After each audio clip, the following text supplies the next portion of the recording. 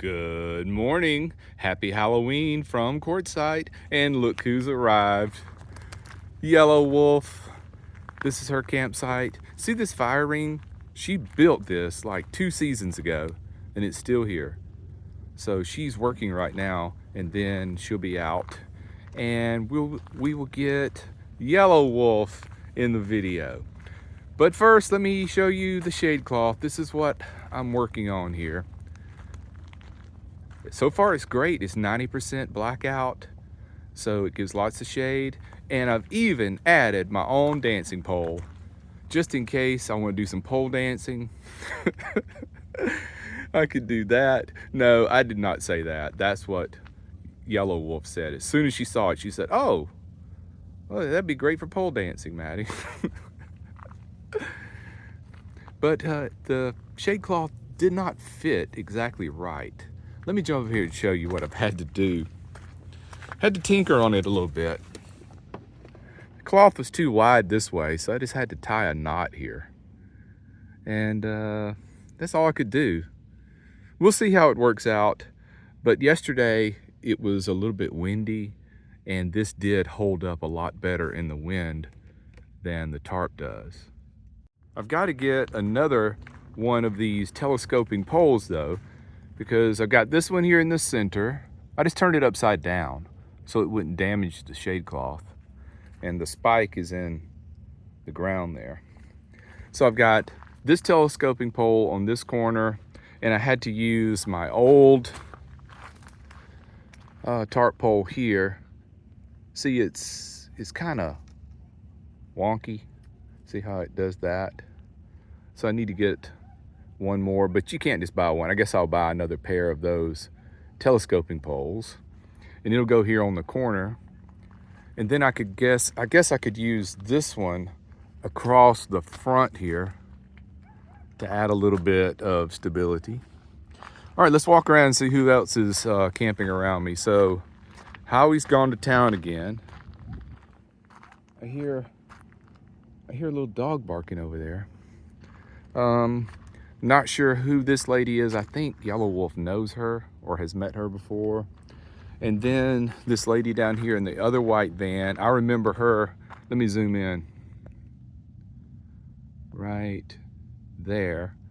I remember her from last year. She paints these little cactuses she makes out of rocks, and she puts them in like a little terracotta pot, and she paints them up in a desert scene. I can't remember her name, but I'm 99% sure that's her. And don't know who that is. Oh, and Taco's here too. Taco is Yellow Wolf's new dog. Taco, Taco, what is she doing to you? This way. Turn around. Taco. Look at him. Yeah. I'm sorry, Taco. Okay, today I'm going to be adding a fuse to this. This is the cable coming in from the Blue Eddy DC to DC charger called the Charger 1. And it has a circuit breaker back by the charger itself, but it needs to have a fuse here. So I'm gonna add a fuse block here. And while I'm doing this, I'm gonna go ahead and replace these terminal bolts. See, I have these side terminals on this battery. I don't like them. I just wish the battery would just have terminals that come out of the top like most batteries. This one I had replaced a long time ago with a brass one that's got the one screw that goes in and then another screw so you can add things to it. This one I had brass too, but the brass thread's stripped out, so I had to put in just a regular bolt. So I'm going to be correcting all that today, and I'm going to go with these. See, this thread will go into the battery, and then it has another screw here at the end, let's see, that you can just loosen and add accessories, and you don't have to remove the screw from the battery. See that? These are great. This is marine grade, and that's going to go on the negative, and this one already have the fuse block attached to it. Okay, there we go. So this is a 60 amp fuse block.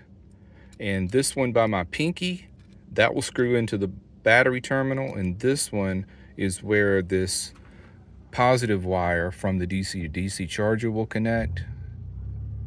And I will feel better just having a fuse here. It really needs to be there because that's a lot of hot wire from here all the way back through the firewall. That's a lot of hot wire, and if this was to become frayed and touch metal, that would be very dangerous. That's why I'm putting the fuse here.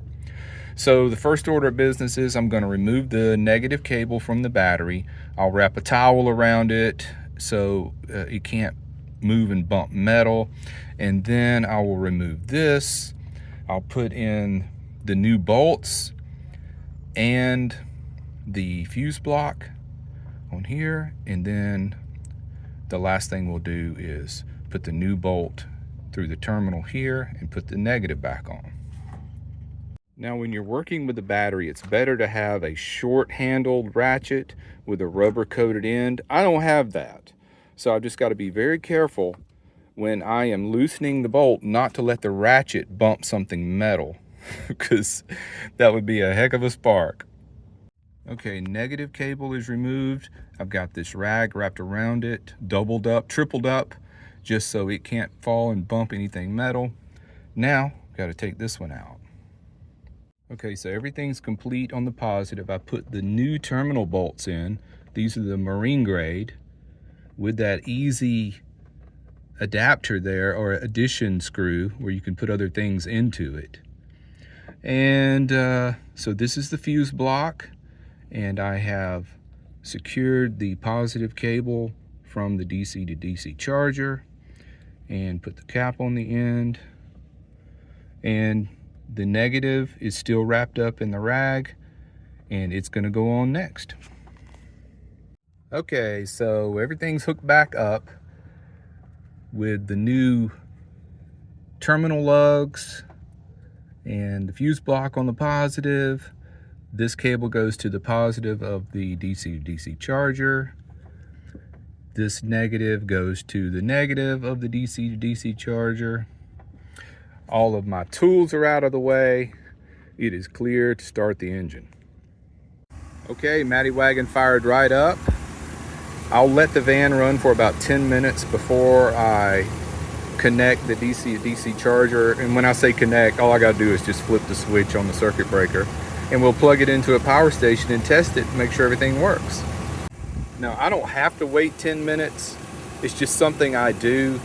The DC to DC charger manages the starter battery also. It will not let it get too low to start the van. But I like to give it like 10 minutes after you first crank the van and let the alternator charge the starter battery and just prioritize that, even though I don't have to do that. The charger one from Blue Eddy does all that for you. All right, let's go in and test it by charging up a power station. Ooh, what a mess in here. Okay, first thing I'll do is before I turn on the circuit breaker, I'll go ahead and plug this into this power station with this connector here. It's a XT60. That's plugged in. And let's turn this on. I should have about 93, okay.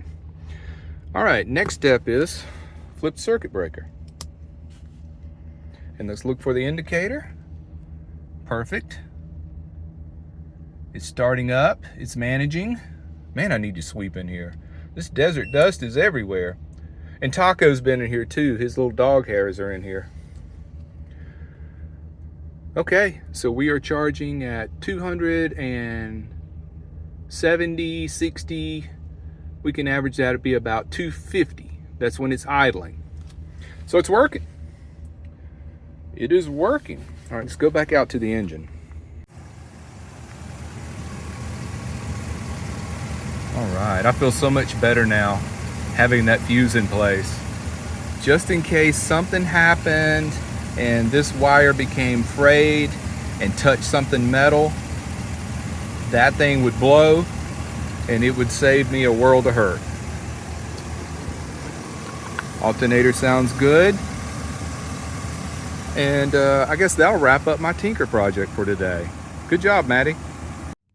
Yellow Wolf ran into town to get water. Taco's hanging out with me. Look at this handsome boy. Who's the most handsome? He is such a good boy. Such a good boy. All right, say bye, Taco. Say bye. All right, everybody. Thanks for watching. Take care, be well, and smash the bell.